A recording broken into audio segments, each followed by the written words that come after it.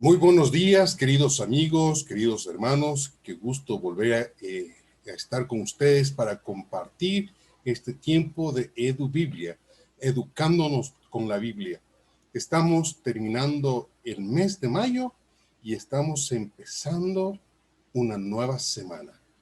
Que esta semana sea una semana llena de bendición, una semana llena de amor, que los negocios que ustedes tienen sean prosperados, puedan vender sus productos, que puedan vender su propuesta comercial y que todo sea para la gloria de Dios. Ahora vamos a continuar con este tema que hemos estado hablando la semana pasada. Dios cumple sus promesas. Yahvé, Jehová, cumple las promesas. Y no podemos olvidarnos de todo lo que Él viene haciendo, viene trabajando en nuestras vidas y cómo Él se manifiesta y cómo Él cumple en nuestras vidas. El problema muchas veces es cuando usted no ve lo que Dios está haciendo. Acompáñenme con una palabra de oración y pongamos este tiempo en las manos del Señor. Digámosle así: buen Dios, Rey Todopoderoso, en el nombre de Jesucristo nos presentamos delante de ti para darte las gracias por el amor y la misericordia que día a día demuestras a nuestras vidas. Estamos empezando una nueva semana y terminando un mes. Y hasta aquí podemos decir que tu presencia nos ha acompañado. Buen Padre Celestial, por el amor que nos tienes, te suplicamos para que nos guíes, nos enseñes y nos hables a través de este tiempo de análisis y reflexión. Te suplicamos, Dios Todopoderoso, nos guardes de todo mal, de toda la peste destructora. En el nombre de Cristo Jesús. Amén. Muy bien. La semana pasada, cuando hemos estado narrando, compartiendo, conversando lo que está aconteciendo con el pueblo de Israel ya conquistó, ya combatió con dos ciudades, y Dios les entregó esas tierras a dos tribus y medias, ¿no? Como hemos venido hablando, está la tribu media tribu de Manasés, la tribu de los rubenitas y de la tribu de Gaditas. Entonces son las dos tribus y medias que ya tienen, pero el hecho de que hayan recibido no quería decir que se quedaban ya allí, sino que los varones, los que estaban en condición de combatir, eran los que tenían que estar al frente del ejército de Israel para ayudar a sus hermanos. Quiero hacer énfasis que los que ya fueron bendecidos tienen que ayudar a sus hermanos a vencer y a conquistar el resto de la tierra prometida. Entonces, con este pequeño resumen de la semana pasada, quiero compartir con ustedes pantalla para hablar de lo que ahora viene, ¿no? Porque tenemos nosotros el versículo, los versículos del 21 y 22, y estos versículos están dirigidos a Josué. ¿Quién era Josué? Josué era el que habría de llevar al pueblo a la conquista de todo el territorio. Entonces, en él, como futuro líder de la nación, se concentra el desafío para todos. Como dicen los versículos 21 y 22, en aquel tiempo yo le ordené esto a Josué. Le dice: tú has visto lo que el Señor, su Dios, les hizo a esos dos reyes. El Señor les hará lo mismo a todos los reinos por los que ustedes están a punto de pasar. No les teman, porque el Señor su Dios está peleando por ustedes. Aquí hay un tema clave. Dios le dice a Josué: tú has visto. Nuevamente estamos retomando el tema de ver. Y eso es muy clave para nosotros, porque este tema nos lleva a nosotros a recordar y a volver a tomar en nuestras manos el testimonio de la obra de Dios en nuestras vidas.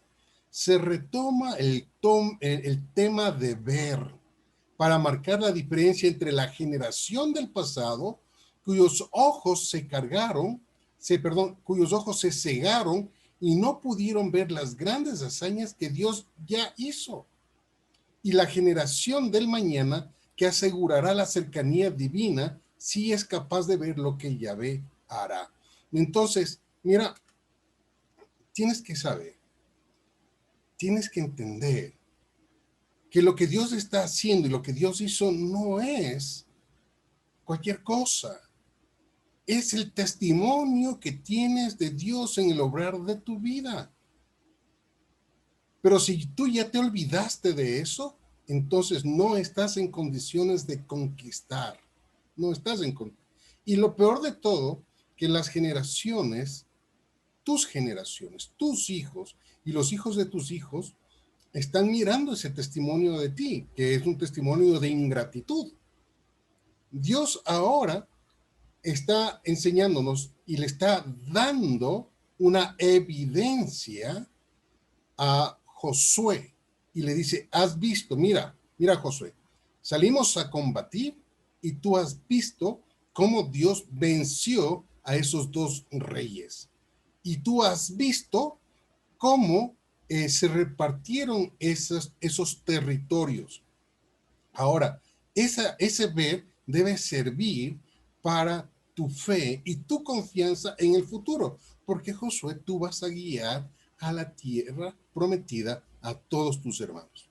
Entonces yo te digo a ti como padre, si tú has visto y reconoces lo que Dios ya hizo en tu vida, entonces te califica para motivar, incentivar, ayudar a tus hijos para que puedan ver lo que Dios puede hacer en su vida. Pero si te portas ingrato, entonces Dios tendrá que buscar de una u otra manera la forma de cómo testificar para que tus hijos puedan ver, aun cuando, cuando a ti te toque quedarte en el desierto, tus hijos no serán abandonados, sino que serán conducidos por Dios a ver la obra de Dios, a ver la gloria de Dios, la magnificencia de Dios, para que ellos de una manera personal puedan decidir confiar o no confiar en Dios. El secreto de todo esto es no temer. Tomemos en cuenta que en la generación pasada de Israel, del Israel que salió del Éxodo, del que estamos estudiando, el temor a los gigantes les dejó ciegos a todo este pueblo en el pasado. En esta ocasión, la única manera de poseer la tierra prometida es la confianza en el hacer de Dios. ¿Sí? ¿Qué es lo que les encegueció a las personas del pueblo de Israel? Es el miedo a los gigantes. Uy, son gigantes, son grandes, nos ven como grillos, con una pisada nos matan. Les llenó de temor y ese temor les hizo despreciar a Dios. Pero ahora debes tener bien claro, querido amigo, querido hermano, que la única manera de poseer la tierra prometida es la confianza en el hacer de Dios, es la confianza en la obra de Dios, es la confianza en el poder de Dios. La medicina contra este tipo de ceguera es no tener temor. La confianza y la obediencia es absoluta a Yahvé. Queridos amigos, no hay otro camino. La medicina para ti, queridos hermanos, amigos, para conquistar la tierra prometida, para sanarse de la ceguera, es no tener temor. No tengas miedo. Pero para no tener miedo, debes tener una absoluta confianza y obediencia a Dios. Si tú dudas en obedecer, estás perdido. Si tú dudas en confiar, estás perdido. Ya lo dijo el apóstol que escribió la epístola a los Hebreos. Sin fe es imposible agradar a Dios.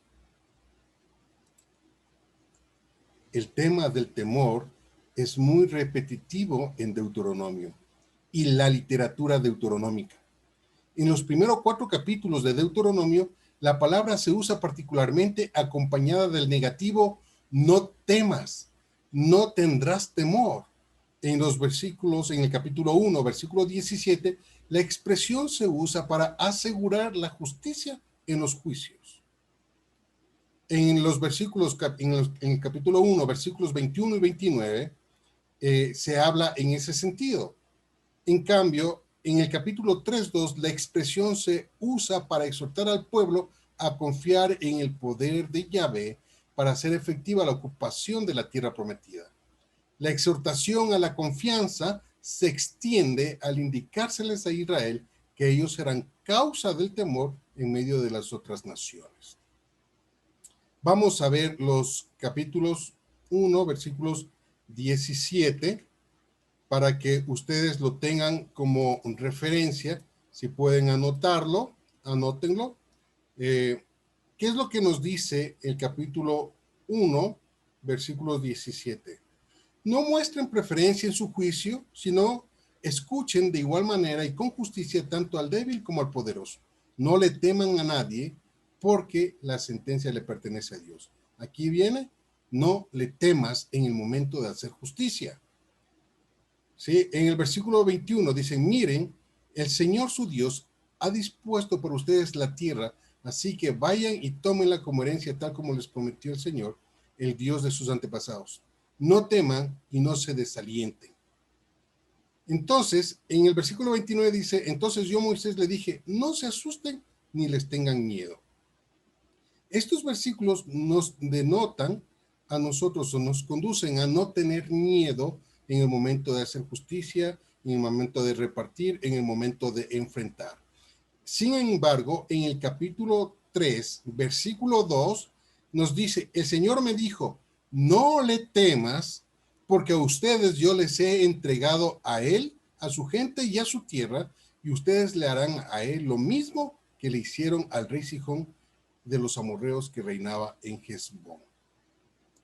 Entonces, aquí queremos nosotros comunicar a ustedes como pueblo que quiere aprender que lo clave en el trayecto para recibir esas promesas que Dios te hizo, esas promesas de conquista, de victoria, lo clave es no temer, no temer. Por más grande que sea el problema, por más grave que sea la enfermedad, tú debes asentarte en la confianza de Dios. Debes creer plenamente en Él y obedecerle. Ya en estos textos que hemos estudiado, hemos leído, debemos observar con detenimiento las funciones y en las funciones que nos corresponde ejercer en el día a día. No tener temor en el momento de ser justo, en el momento de repartir, en el momento de dar, no. Y en el momento de conquistar, lo que sobresale es el accionar de Dios que va delante de ti para que tú conquistes. Queridos amigos, queridos hermanos, espero que este tiempo haya sido de mucha bendición para sus vidas. Ruego a Dios les dé esa fortaleza, esa fe, esa confianza, esa obediencia a Dios. Lo que acabo de decirles, yo sé que no es nada fácil. No es nada fácil. Confiar en Dios en medio de la tribulación, en medio de la angustia, eh, no es fácil. Cuando estamos enfrentando estos problemas, se nos bajan las defensas espirituales y empezamos a desconfiar. Cuando tengo a un familiar hospitalizado con una enfermedad terminal o con el mismo COVID en la sala de cuidados intensivos, entubado, y pensamos que la muerte ya viene solamente a llevárselo, ahí nuestro espíritu desfallece, nuestro espíritu se derrama, nuestro espíritu duda. Qué difícil es muy difícil, pero yo quiero decirte ahora en medio de todo que debes confiar en Dios. Recuerda la obra de Dios en el pasado y abre tus ojos a ver la obra de Dios en el pasado. Yo quiero contarles una experiencia personal, porque esta experiencia nos ha conducido a nosotros a poder tener fe y creer en Dios de manera absoluta. Yo recuerdo que cuando mi esposa dio a luz un 30 de mayo, justamente un día como ayer, domingo. Mi esposa dio a luz como a las 9 de la mañana. Salió mi primera hija, Kimberly Priscila García Moyano. Ella nació y tuvo algunos problemas porque el doctor le había diagnosticado sufrimiento fetal.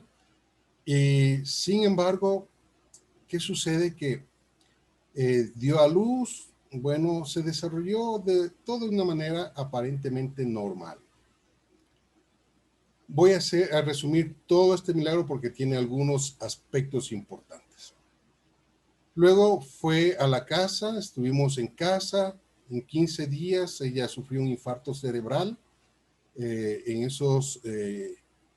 estuvo hospitalizado 8 días en el Hospital Pablo Arturo Suárez. Después de los 8 días se recuperó totalmente y ya le dieron del alta y regresó a casa. Que resulta que después de 1 año, 7 meses, en el embarazo de mi segundo hijo, Natanael, ella siente una bola en su barriga, a la altura del ombligo. Me hace sentir con la yema de los dedos lo que estaba sintiendo ella. El médico le diagnosticó una serie de exámenes y lo que dijo es que era una operación de urgencia. Cuando se hizo todas las gestiones allí mismo en el Hospital Pablo Arturo Suárez, cuando el doctor le abrió, pensó sacar un quiste ovárico, porque en el eco decía que existía una bola de 5 por 6 centímetros con hemorragia interna. Yo recuerdo porque lo leí ese eco.